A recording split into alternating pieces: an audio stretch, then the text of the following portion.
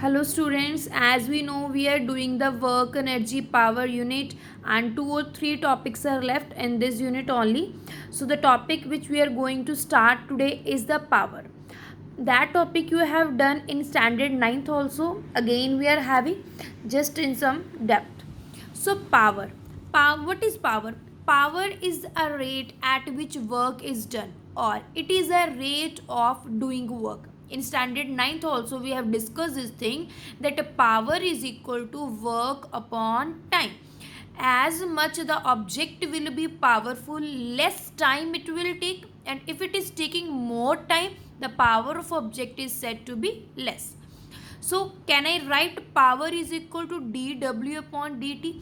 This d upon dt means small, कि work done में कितना स्मॉल चेंज है. So power I can write it as dw upon dt. This d is used for the small amount with respect to time. As we know, work done is equal to force into displacement. Why I am writing this value? Because I have to fill in this term w. So we know work done is equal to force into displacement, and now I have to put the value of w in this equation number 1. So P is equal to d upon dt f vector dot s vector. As force is constant, so I'll keep force outside the derivative term, and s I'll do s की मैं क्या कर दूंगी, differentiation. As we know velocity is equal to displacement upon time. अब s क्या है इसमें, displacement. अब पोजीशन किसी भी ऑब्जेक्ट की चेंज हो रही है, एज वी नो वेलोसिटी को हम क्या लिखते हैं, डिस्प्लेसमेंट अपॉन टाइम, और डिस्टेंस इन अ पर्टिकुलर, और sorry speed in a particular direction.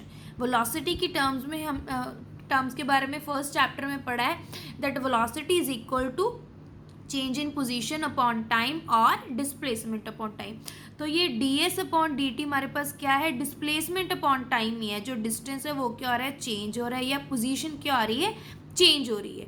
So power is equal to force and this is displacement upon time. So I can write it as v vector. Now this is in dot product. जब dot product को open करेंगे तो क्या आएगा, cos theta. And suppose if theta is equal to 0, means force or velocity are exerting in the same direction, so theta will be 0 between them, and I'll have the relation P is equal to Fv, that is force into velocity. The units for the power is watt, and the units for the force is Newton, units for the velocity is meter per second. Clear? Next topic which we are having is elastic collision in one dimension. About collisions and its types we have discussed earlier.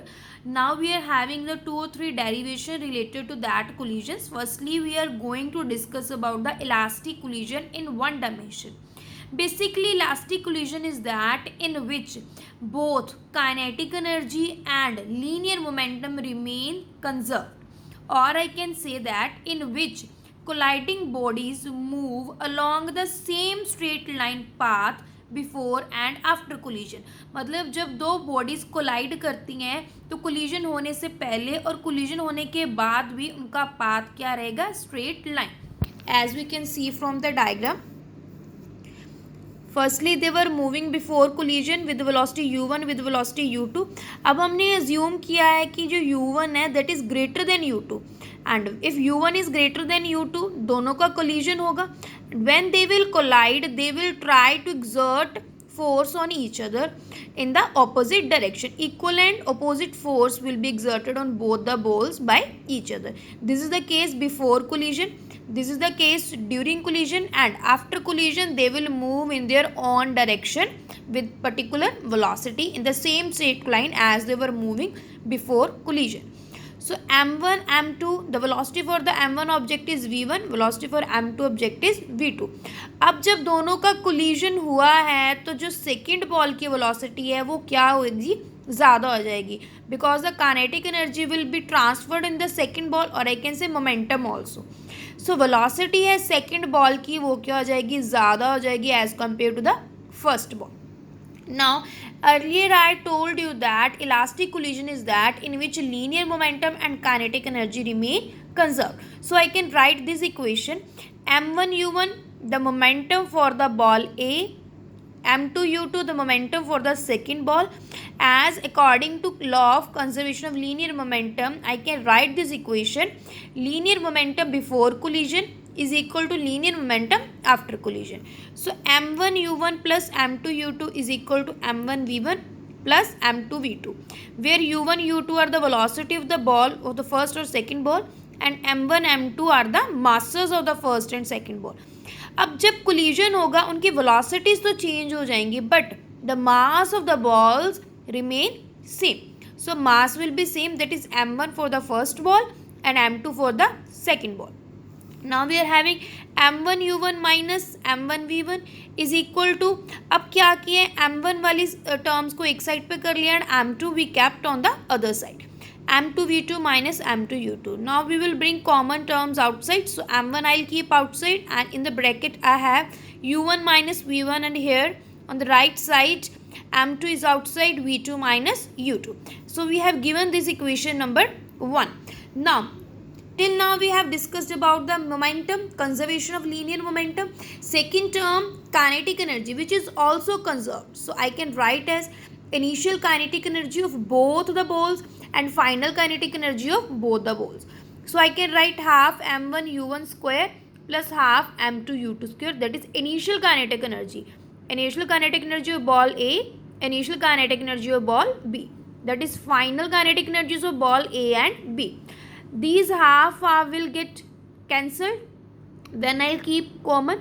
So m1 u1 square minus, अब यहाँ पे भी क्या कर लिया, m1 terms I kept on the left hand side and m2 terms I kept on the right hand side. So m1 u1 square minus v1 square, m1 as it is in both the terms, so I kept outside by taking common. u1 square minus v1 square, here m2 v2 square minus u2 square. So by applying the identity of a square minus b square, a minus b, a plus b, again a minus b, a plus b. Now we got two equations, equation number 1 and equation number 2. So I will divide these two equations, that is 2 by 1. Just write firstly this equation m1 u1 minus v1 over here and divide by equation number 1. This m1 will get cancelled out by, so this u1 minus v1 will also get cancelled out. This m2 will get cancelled out. This v2 minus u2 will also. And I'll have these two equations only. u1 plus v1 is equal to v2 plus u2. Again I'll keep u1 and u2 terms on the one side and v1 v2 on the other side. So when I'll bring u2 over here, it will become u1 minus u2 and this side v2 minus v1. Now my main purpose is to find the final velocities for the two balls, that is v1 and v2. To find the final velocity, that is v1, I will take a v2 term out of this equation. So v2 will be equal to u1 minus u2 and v1 will go that side, so it will become positive. v2 is equal to u1 minus u2 plus v1. Now this equation I will put in the equation number A in place of that parameter, that is v2. In place of this v2 I will put this whole equation. Clear? So m1 u1 minus m1 u1 minus m1 v1 is equal to m2 v2 minus m2 u2. Clear? In place of v2 I will put this equation, that is u1 minus u2 plus v1. So when you will calculate this value, you will get this relation, that is m1 minus m2 into u1 plus 2m2 u2 divided by m1 plus m2, that is the value for v1. That we got final velocity for the ball A. The next term which we have to find is the final velocity for the ball B, that is v2. To find v2, what we will do, we will take all this term on the left hand side and here the only term will be v1. Just see, as I can write it as v2 is equal to u1 minus u2 plus v1.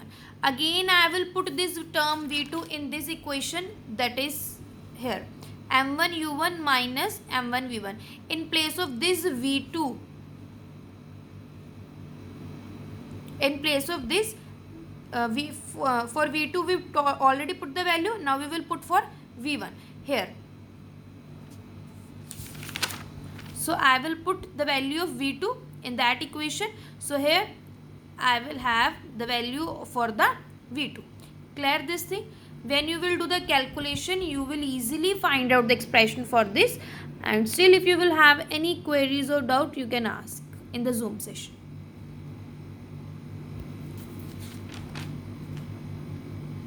This is expression for V1 and that is expression for V2.